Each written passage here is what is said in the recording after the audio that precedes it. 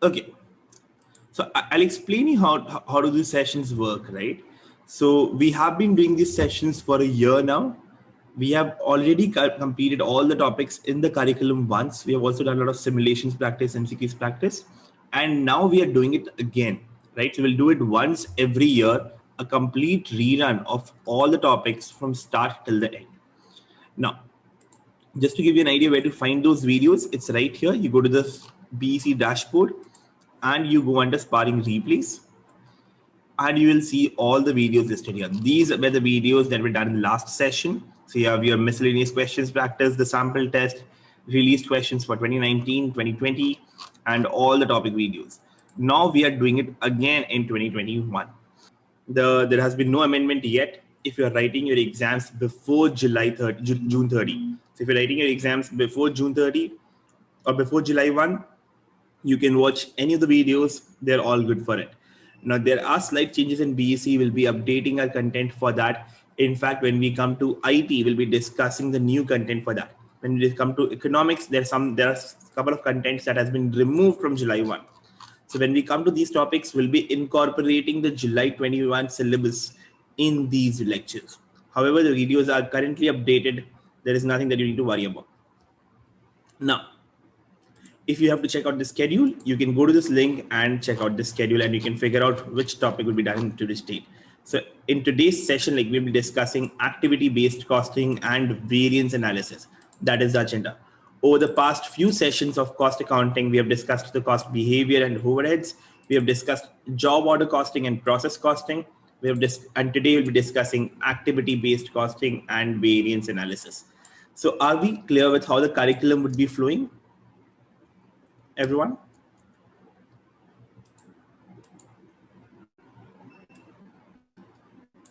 Any questions on how we do these sessions? We'll normally have a detailed discussion on the topic and then proceed on to do the MCQs. That's the way we proceed with those.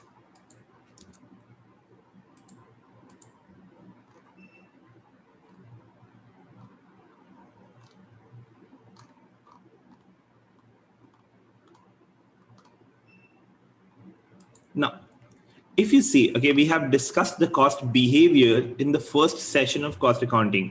How does variable cost behave? How does fixed cost behave? We have understood cost classification as manufacturing and non-manufacturing cost, as their classification as prime and conversion cost. And then we have also discussed the high-low method to segregate the fixed and variable cost. Post that, we discussed how do we apply the overheads, how does the cost flow happens, and how do we calculate the over applied and under applied.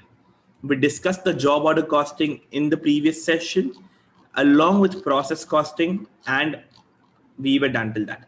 In today's session, we will discuss activity-based costing. Now, what is activity-based costing? Let's just say a company is selling two products. There is one company which sells out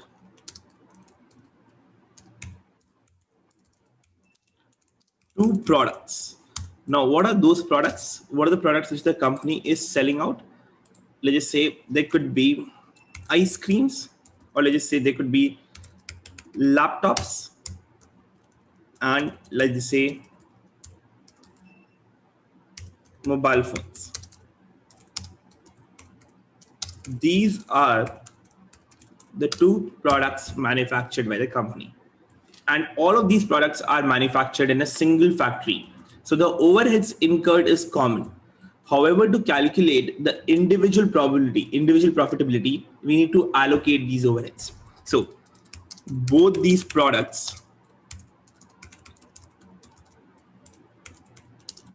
are manufactured in a single factory, and overheads incurred are common. To calculate individual costing, individual profitability, we need to allocate the overheads. Now, how do we allocate the overheads? That's the question. Earlier, in the traditional cost accounting system, in traditional cost accounting systems,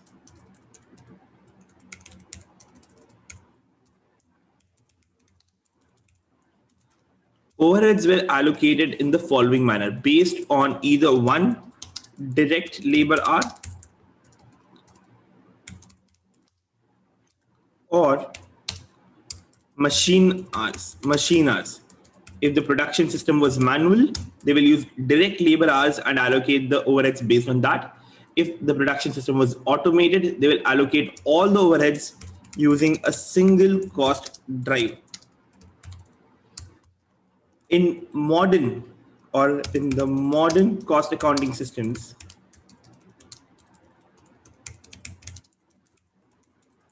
we have realized that was not very accurate, and we now use multiple cost drivers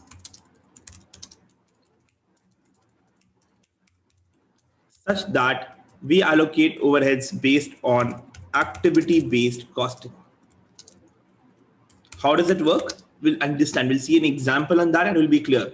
But theoretically, are we clear what are we moving from to the new system? We were earlier allocating the overheads using direct labor hours or machine hours, and now we are moving to activity-based costing system. Why are we doing that? We'll see. We'll see an example and you'll understand all of that. But are we clear why overhead allocation is very, very important?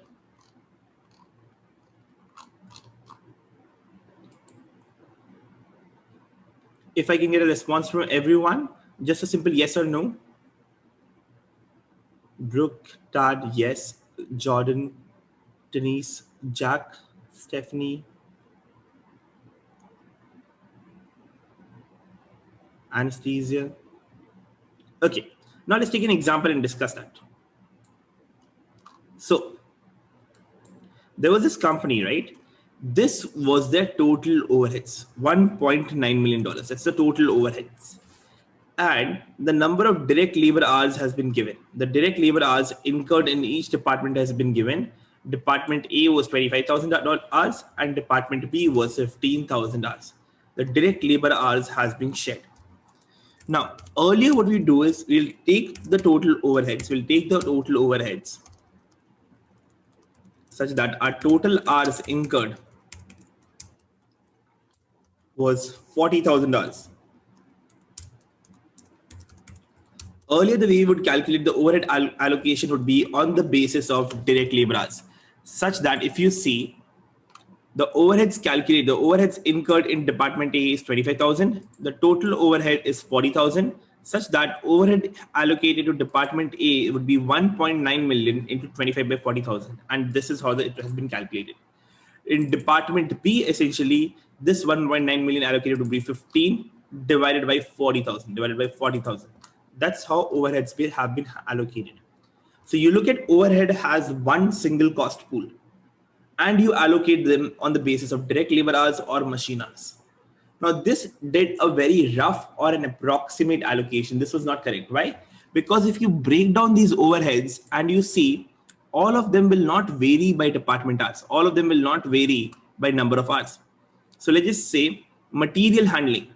Material handling is essentially moving materials from one department to another department, moving materials from stores, or let's say shipping the materials. That will not depend upon department's number of hours worked, where rather material handling cost will depend upon how heavy the material is. It could be possible, let's just say